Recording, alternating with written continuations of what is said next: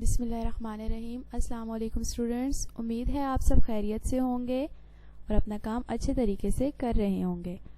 آج ہم دینیات کا سبق نمبر 2 پڑھیں گے، جس کا نام ہے آئیے قرآن کریم سیکھیں۔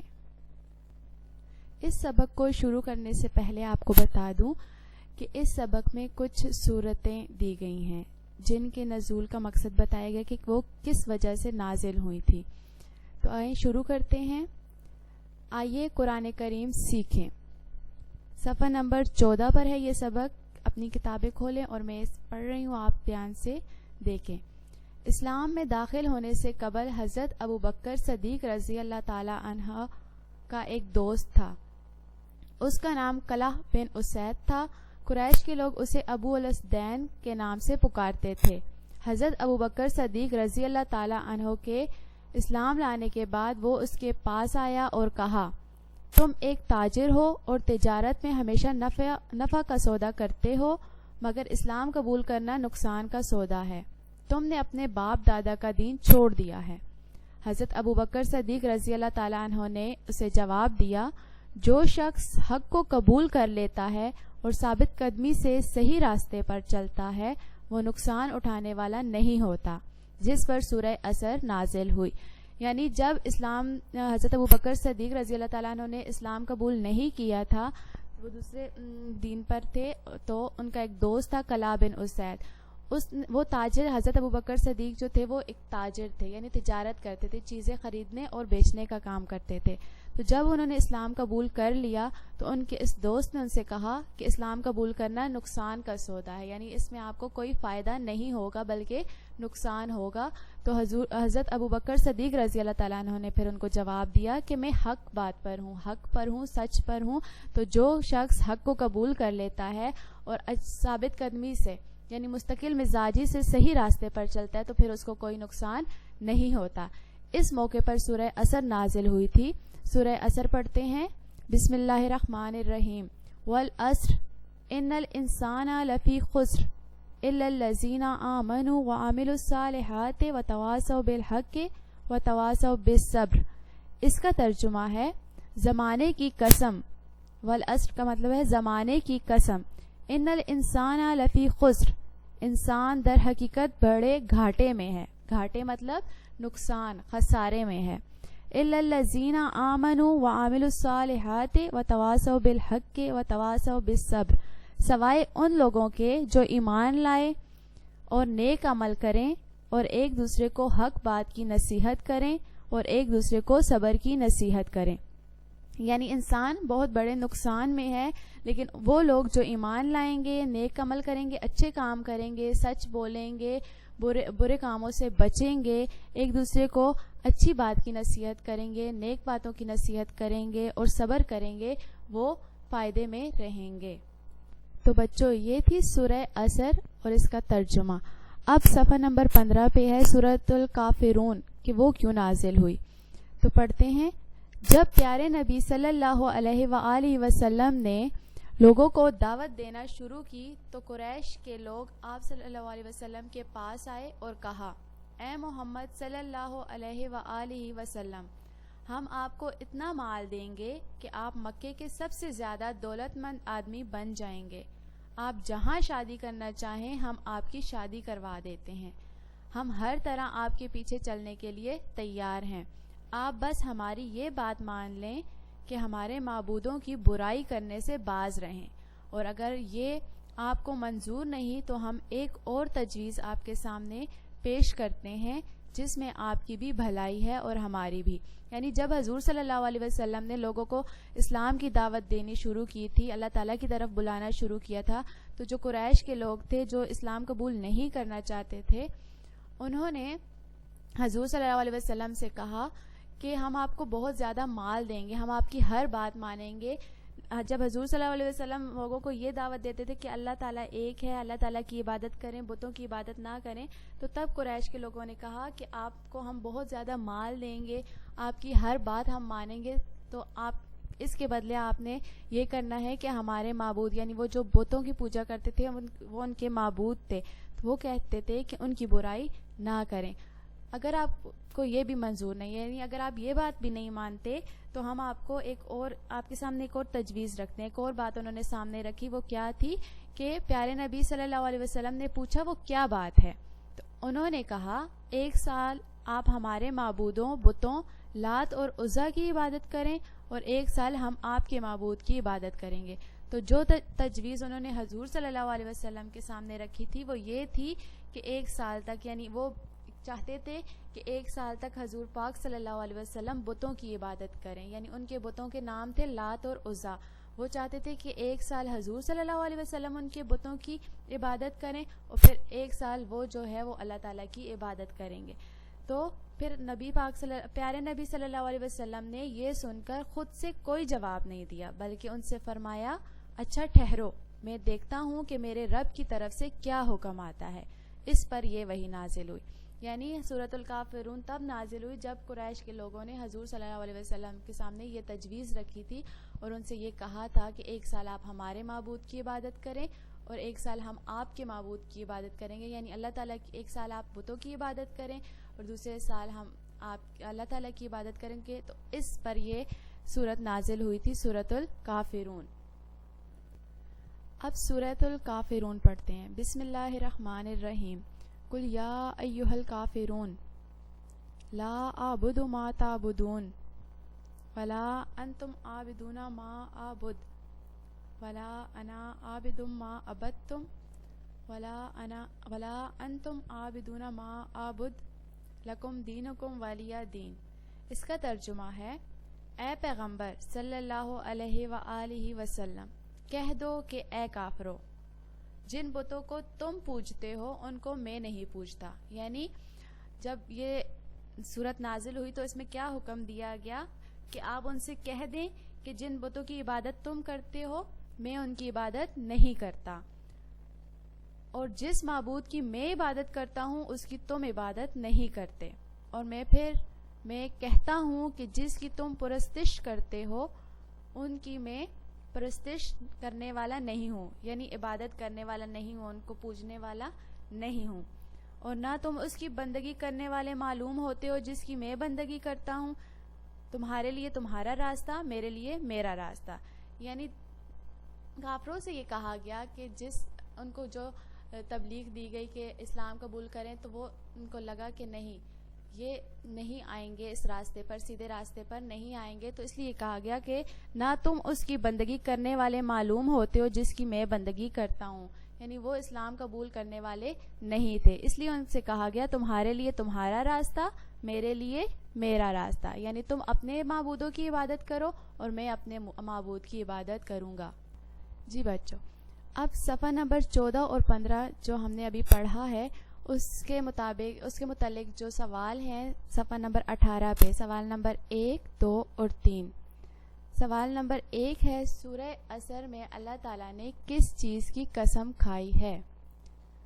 جواب ہے سورہ عصر میں اللہ تعالیٰ نے زمانے کی قسم کھائی ہے، والعصر جس کا مطلب ہے زمانے کی قسم، تو سورہ عصر میں اللہ تعالیٰ نے زمانے کی قسم کھائی ہے۔ سوال نمبر 2 ہے، کون سی صفات والے انسان خسارے سے بچ جائیں گے؟ اس کا جواب ہے وہ لوگ جو ایمان لائیں، نیک عمل کریں، ایک دوسرے کو حق بات کی اور صبر کی نصیحت کریں، وہ خسارے سے بچ جائیں گے۔ خسارے مطلب نقصان سے۔ جو لوگ ایمان لائیں گے، نیک کام کریں گے، ایک دوسرے کو حق بات اور صبر کی نصیحت کریں گے، وہ نقصان سے بچ جائیں گے۔ سوال نمبر 3 ہے، قریش کے مشرکین نے پیارے نبی صلی اللہ علیہ وآلہ وسلم کے سامنے کیا تجویز پیش کی، یعنی انہوں نے کیا بات رکھی تھی سامنے؟ جواب ہے قریش کے لوگوں نے کہا 1 سال آپ صلی اللہ علیہ وسلم ہمارے معبودوں بتوں لات اور عزا کی عبادت کریں اور 1 سال ہم آپ صلی اللہ علیہ وآلہ وسلم کے معبود کی عبادت کریں گے۔ تو یہ تجویز تھی جو انہوں نے حضور صلی اللہ علیہ وسلم کے سامنے رکھی تھی۔ یہ سوال نمبر 1، 2 اور 3 آپ کے گھر کا کام ہے، آپ نے اس کو کاپی میں لکھنا ہے۔ اب آگے صفحہ نمبر 16 پڑھتے ہیں۔ حضرت عبداللہ ابن عباس رضی اللہ تعالیٰ عنہ فرماتے ہیں کہ حضرت عمر رضی اللہ تعالیٰ عنہ مجھے غزوہ بدر میں شریک ہونے والے بڑے بڑے صحابہ رضی اللہ تعالیٰ عنہم اجمعین کے ساتھ اپنی مجلس میں بلاتے تھے۔ یہ بات بعض بزرگوں کو ناگوار یعنی بری لگی، اور انہوں نے حضرت عمر رضی اللہ تعالیٰ عنہ سے کہا، ہمارے لڑکے بھی تو اسی لڑکے جیسے ہیں، پھر اسے خاص طور پر کیوں ہمارے ساتھ مجلس میں شریک کیا جاتا ہے؟ حضرت عبداللہ ابن عباس ایک صحابی تھے، تو جب دوسرے صحابہ کو حضرت عمر رضی اللہ تعالیٰ عنہ اپنے مجلس میں بلاتے تھے تو ساتھ ان کو بھی بلایا کرتے تھے۔ تو جو بڑے بزرگ تھے وہ خفا ہوتے تھے، ان کو اچھی نہیں لگتی تھی یہ بات کہ ان کو کیوں بلایا جاتا ہے۔ تو حضرت عمر رضی اللہ تعالیٰ عنہ نے فرمایا، اس کے علم کی وجہ سے اس کا جو مقام ہے وہ آپ لوگ جانتے ہی ہیں۔ پھر ایک روز انہوں نے بدری صحابہ کو بلایا اور مجھے بھی ان کے ساتھ بلا لیا۔ میں سمجھ گیا کہ آج یہ دکھانے کے لیے بلایا گیا ہے کہ مجھے ان کی مجلس میں کیوں شریک کیا جاتا ہے۔ دوران گفتگو یعنی بات چیت کے دوران حضرت عمر رضی اللہ تعالیٰ عنہ نے شیوخ بدر رضی اللہ تعالیٰ عنہم اجمعین، صحابہ زیادہ تھے اس لیے ان کے ساتھ ہوا ہے، شیوخ بدر رضی اللہ تعالیٰ عنہم اجمعین سے پوچھا، ان سب صحابہ سے پوچھا، آپ حضرات اذا جاء نصر اللہ والفتح کے بارے میں کیا کہتے ہیں؟ بعض نے کہا، اس صورت میں ہمیں حکم دیا گیا ہے کہ جب اللہ تعالیٰ کی نصرت آئے اور ہمیں فتح نصیب ہو یعنی جیت نصیب ہو تو ہم اللہ تعالیٰ کی حمد اور اس سے استغفار کریں۔ یعنی کچھ صحابہ نے کہا کہ اس صورت میں ہمیں حکم دیا گیا ہے کہ جب اللہ تعالیٰ کی نصرت آئے، اللہ تعالیٰ کی طرف سے یہ خوشخبری آئے کہ ہمیں جیت مل گئی ہے تو ہم اللہ تعالیٰ کی حمد کریں، اللہ تعالیٰ کو یاد کریں اور اپنے گناہوں کے لیے استغفار کریں۔ بعض نے کہا اس سے مراد شہروں اور قلعوں کی فتح ہے۔ بعض خاموش رہے۔ اس کے بعد حضرت عمر رضی اللہ تعالیٰ عنہ نے مجھ سے فرمایا، ابن عباس کیا تم بھی یہی کہتے ہو؟ میں نے جواب دیا نہیں۔ انہوں نے پوچھا پھر تم کیا کہتے ہو؟ میں نے عرض کیا اس سے مراد رسول اللہ صلی اللہ علیہ وآلہ وسلم کی وفات ہے۔ اس میں پیارے نبی صلی اللہ علیہ وآلہ وسلم کو خبر دی گئی ہے جب اللہ تعالیٰ کی مدد آ جائے اور فتح نصیب ہو جائے تو یہ اس بات کی علامت یعنی نشانی ہے کہ آپ صلی اللہ علیہ وآلہ وسلم کا دنیا میں وقت پورا ہوا، اب آپ اللہ تعالیٰ کی حمد اور استغفار کریں۔ یعنی سب صحابہ نے الگ الگ سب کے خیال تھے، لیکن جو ابن عباس رضی اللہ تعالیٰ عنہ نے کہا کہ یہ حضور صلی اللہ علیہ وسلم کی وفات سے متعلق ہے، اس سے مراد کیا ہے کہ حضور صلی اللہ علیہ وسلم کی وفات ہونے والی ہے، اس لیے ان کو کہا گیا کہ وہ اللہ تعالیٰ کی حمد اور استغفار کریں۔ اس پر حضرت عمر رضی اللہ تعالیٰ عنہ نے فرمایا، میں بھی اس کے سوا کچھ نہیں جانتا جو تم نے کہا۔ پھر حضرت عمر رضی اللہ تعالیٰ عنہ نے شیوخ بدر سے فرمایا، یعنی ان صحابہ کرام سے فرمایا، آپ لوگ مجھے کیسے ملامت کرتے ہیں، یعنی آپ لوگ کیوں اتنے خفا ہوتے ہیں اس کے بلانے پر، جب کہ اس لڑکے کو اس مجلس میں شریک کرنے کی وجہ آپ نے دیکھ لی ہے۔ اس صورت کے نزول کی یہی وجہ تھی کہ جب اسلام ہر طرف پھیل گیا، حضور صلی اللہ علیہ وسلم کی دنیا میں آنے کا مقصد پورا ہو گیا تو جب یہ سورہ نصر یہ پھر نازل ہوئی تو اس میں کیا ہے ابھی پڑھتے ہیں۔ بسم اللہ الرحمن الرحیم، اذا جاء نصر اللہ والفتح، جب اللہ کی مدد اور فتح آ جائے، ورأیت الناس یدخلون فی دین اللہ افواجا، اور تم دیکھ لو کہ لوگ فوج در فوج اللہ کے دین میں داخل ہو رہے ہیں، فسبح بحمد ربک واستغفر انہ کان توابا، تو اپنے پروردگار کی حمد کے ساتھ اس کی تسبیح کرو اور اس سے مغفرت مانگو، یعنی اپنے گناہوں کی معافی مانگو، یقین جانو وہ بہت معاف کرنے والا ہے۔ آگے ہے اعلان نبوت سے قبل پیارے نبی صلی اللہ علیہ وآلہ وسلم کی 2 بیٹیوں کا نکاح آپ کے چچا ابو لہب کے 2 بیٹوں عتبہ اور عتیبہ سے ہو چکا تھا، لیکن ابھی رخصتی نہیں ہوئی تھی۔ نبوت کے بعد جب پیارے نبی صلی اللہ علیہ وآلہ وسلم نے اسلام کی طرف دعوت دینا شروع کی تو آپ کے چچا ابو لہب نے اپنے دونوں بیٹوں سے کہا، میرے لیے تم سے ملنا حرام ہے اگر تم محمد صلی اللہ علیہ وآلہ وسلم کی بیٹیوں کو طلاق نہ دے دو۔ ابو لہب حضور صلی اللہ علیہ وسلم کا چچا تھا، وہ ایمان نہیں لایا تھا، اس نے اسلام قبول نہیں کیا تھا۔ جب حضور صلی اللہ علیہ وسلم نے اسلام کی دعوت دینا شروع کی تو اس نے اپنے بیٹوں سے یہ کہا کہ حضور صلی اللہ علیہ وسلم کی بیٹیوں کو طلاق دے دو، میں اس وقت تم لوگوں سے بات نہیں کروں گا جب تک تم طلاق نہیں دو گے۔ چنانچہ دونوں نے پیارے نبی صلی اللہ علیہ وآلہ وسلم کی بیٹیوں کو طلاق دے دی۔ پھر عتیبہ تو جہالت میں اس قدر آگے بڑھ گیا کہ ایک روز وہ پیارے نبی صلی اللہ علیہ وآلہ وسلم کے پاس آیا، آپ صلی اللہ علیہ وسلم سے بہت بدتمیزی سے بات کی اور آپ کی طرف تھوکا، لیکن وہ تھوک آپ پر نہیں آیا۔ پیارے نبی صلی اللہ علیہ وآلہ وسلم نے فرمایا، اے اللہ، اس پر اپنے کتوں میں سے ایک کتے کو مسلط کر دے، یعنی اس پر اپنے کتوں میں سے ایک کتا چھوڑ دے، یعنی اس کے ہلاک ہونے کی دعا کی تھی۔ اس کے کچھ عرصے بعد عتیبہ اپنے باپ کے ساتھ شام کے سفر پر روانہ ہو گیا۔ دوران سفر قافلے نے ایک ایسی جگہ پڑاؤ کیا، یعنی قافلہ ایک ایسی جگہ پر ٹھہرا جہاں رات کو درندے پھرتے تھے، جانور وغیرہ جہاں پر بہت زیادہ پھرتے تھے، جانور ہوتے تھے۔ ابو لہب نے اپنے قریشی سرداروں سے کہا، میرے بیٹے کی حفاظت کا کچھ انتظام کرو، یعنی اس کو تھا کہ حضور صلی اللہ علیہ وسلم کی بات اس کو یاد تھی، اس لیے اس نے کہا کہ میرے بیٹے کی حفاظت کا کچھ انتظام کرو، کیونکہ مجھے محمد صلی اللہ علیہ وآلہ وسلم کی بد دعا کا خوف ہے، اسے ڈر تھا۔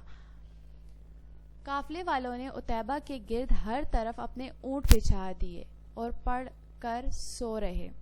رات کو ایک شیر آیا اور اونٹوں کے حلقے میں سے گزر کر اس نے عتیبہ کو پھاڑ کر کھایا، یعنی بہت حفاظت کا انہوں نے انتظام کر لیا تھا، ہر طرف اونٹ بٹھا دیے تھے کہ کوئی جانور اس کی طرف نہ پہنچ سکے، اور پھر سو گئے کہ بس اب کچھ نہیں ہو سکتا، کوئی جانور نہیں آ سکتا۔ لیکن کیا ہوا، رات کو پھر وہاں پر ایک شیر آیا اور اس نے اس کو پھاڑ کر کھا لیا، یعنی اس کو ہلاک کر دیا۔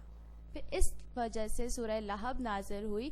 سورہ لہب میں ہے، بسم اللہ الرحمن الرحیم، تبت یدا ابی لہب و تب، ابو لہب کے ہاتھ ٹوٹ گئے اور وہ خود ہلاک ہو گیا۔ ما اغنا عنہ مالہ وما کسب، نہ تو اس کا مال ہی اس کے کچھ کام آیا اور نہ وہ جو اس نے کمایا۔ سیصلی نارا ذات لہب، وہ ضرور بھڑکتی ہوئی آگ میں داخل ہوگا۔ وامرأۃ حمالۃ الحطب، اور اس کی بیوی بھی جو ایندھن سر پر اٹھائے پھرتی ہے۔ فی جیدہا حبل من مسد، اور اس کے گلے میں مونج کی رسی ہوگی، یعنی کھجور کی چھال کی رسی۔ اس سورہ میں کہا گیا کہ ابو لہب کے ہاتھ ٹوٹ گئے، یعنی ابو لہب کی اب تباہی کے دن شروع ہو گئے، وہ تباہ ہونے والا ہے، اور اس کے پاس جو مال اور جائیداد ہے اور اس کی جو اولاد ہے اس کے کچھ کام نہیں آئے گی، اور وہ بھڑکتی ہوئی آگ میں داخل ہوگا، یعنی اس نے بہت بدتمیزی کی تھی، اسلام بھی قبول نہیں کیا تھا، اس لیے اس کے لیے جہنم کا ذکر کیا گیا کہ وہ بھڑکتی ہوئی آگ میں داخل ہوگا۔ اور اس کی بیوی بھی حضور صلی اللہ علیہ وسلم سے بہت حسد کرتی تھی، اور حضور صلی اللہ علیہ وسلم کے لیے وہ کانٹے جمع کیا کرتی تھی، ان کے راستے میں بچھاتی تھی۔ تو اس وجہ سے کہا گیا کہ اس کی بیوی جو ایندھن سر پر اٹھائی پھرتی ہے، اس کے لیے بھی یہ کہا گیا کہ وہ بھی بھڑکتی ہوئی آگ میں داخل ہوگی اور اس کے گلے میں مونج کی رسی ہوگی، یعنی کھجور کی چھال سے بنی ہوئی رسی ہوگی۔ اب آتے ہیں بچوں مشق کی طرف۔ سوال نمبر 1، 2 اور 3 ہم پہلے کر چکے ہیں۔ اب سوال نمبر 4 ہے، سورہ نصر میں اللہ تعالیٰ نے پیارے نبی صلی اللہ علیہ وآلہ وسلم سے کون سے 2 کام کرنے کا حکم فرمایا ہے؟ تو اس کا جواب ہے، سورہ عصر میں اللہ تعالیٰ نے پیارے نبی صلی اللہ علیہ وآلہ وسلم سے اپنی حمد کے ساتھ تسبیح کرنے اور مغفرت مانگنے کا حکم فرمایا ہے، یعنی اللہ تعالیٰ کو یاد کرنے کا، زیادہ سے زیادہ یاد کرنے اور اپنے گناہوں کی بخشش مانگنے کا، اپنے گناہوں کی معافی مانگنے کا حکم فرمایا ہے۔ سوال نمبر 5 ہے، سورہ لہب میں اللہ تعالیٰ نے ابو لہب کی بیوی کے بارے میں کیا ارشاد فرمایا؟ جواب ہے، سورہ لہب میں اللہ تعالیٰ نے ابو لہب کی بیوی کے بارے میں فرمایا کہ وہ بھڑکتی ہوئی آگ میں داخل ہوگی اور اس کے گلے میں مونج کی رسی ہوگی۔ اب صفحہ نمبر 18 پہ سوال نمبر 6 ہے، دیے گئے الفاظ کی مدد سے خالی جگہ پر کیجیے اور ترجمہ پہچان کر سورت کا نام بھی لکھیے۔ تو پہلا ہے ابو لہب کے ڈیش ٹوٹ گئے۔ آپ کو 3 آپشنز دیے گئے ہیں، دانت، ہاتھ یا پیر۔ تو اس میں صحیح جواب ہے ابو لہب کے ہاتھ ٹوٹ گئے۔ آپ نے اس میں لکھنا ہے ہاتھ، اور کون سی سورہ میں ہے؟ سورۃ اللہب میں ہے۔ آگے آپ کو چھوٹی سی جگہ دی ہوئی ہے بریکٹس میں، وہاں آپ نے سورۃ اللہب لکھنا ہے۔ دوسرا ہے صفحہ نمبر 19 پہ، دوسرا ہے تمہارے لیے تمہارا ڈیش، میرے لیے میرا راستہ، ساتھی، بھائی یا راستہ۔ تو اس میں سے آپ نے صحیح جو جواب ہے وہ ہے راستہ۔ تمہارے لیے تمہارا راستہ، میرے لیے میرا راستہ، اور یہ بات سورۃ الکافرون میں کہی گئی ہے، تو آپ نے آگے جو بریکٹ میں جگہ ہے اس میں لکھنا ہے سورۃ الکافرون۔ تیسرا ہے تو اپنے پروردگار کی حمد کے ساتھ اس کی تسبیح کرو اور اس سے مغفرت، آگے آئے گا مغفرت، اس سے مغفرت مانگو، اور آپ نے بریکٹس میں لکھنا ہے سورۃ النصر میں یہ بات کی گئی ہے، ترجمہ ہے سورۃ النصر کا، تو آپ نے سورۃ النصر لکھنی ہے۔ اگلی چوتھی خالی جگہ ہے، زمانے کی قسم انسان در حقیقت بڑے ڈیش میں ہے، فائدے، گھاٹے یا مزے۔ تو آپ نے لکھنا ہے گھاٹے۔ سورۃ العصر کا ترجمہ ہے، تو آگے آپ لکھیں گے سورۃ العصر۔ پانچواں ہے، اور اس کی بیوی بھی جو ڈیش سر پر اٹھائے پھرتی ہے۔ اس خالی جگہ میں آئے گا ایندھن۔ یہ ترجمہ سورۃ اللہب کا ہے، تو آپ نے لکھنا ہے سورۃ اللہب۔ آگے ہے سوال نمبر 7، درج ذیل اشاروں کی مدد سے پہچان کر سورت کا نام لکھیے۔ اب آپ کو یہاں پہ نام دیا گیا ہے ابو الاسدین، تو یہ سورۃ العصر سے پہلے اس کا ذکر کیا گیا تھا۔ ابو الاسدین کا ذکر کس میں کیا گیا تھا؟ سورۃ العصر میں۔ آپ نے اس کے آگے یہاں پہ سورۃ العصر لکھنا ہے۔ اگلا ہے شیوخ بدر۔ شیوخ بدر کا ذکر سورۃ النصر سے پہلے کیا گیا تھا، آپ نے اس خالی جگہ میں سورۃ النصر لکھنا ہے۔ آگے ہے مشرکین مکہ۔ مشرکین مکہ کا ذکر سورۃ الکافرون میں سے پہلے ہے، تو آپ نے سورۃ الکافرون یہاں خالی جگہ میں سورۃ الکافرون لکھنا ہے۔ اگلا ہے ابو لہب، تو اس کا ذکر سورۃ اللہب میں ہے، تو آپ نے یہاں پہ سورۃ اللہب لکھنا ہے۔ سوال نمبر 8 ہے، جملوں کو درست ترتیب سے ملائیے۔ پہلا ہے سورۃ النصر میں، آگے آپ کو آپشنز دیے گئے، سورۃ النصر میں کیا بات کی گئی ہے؟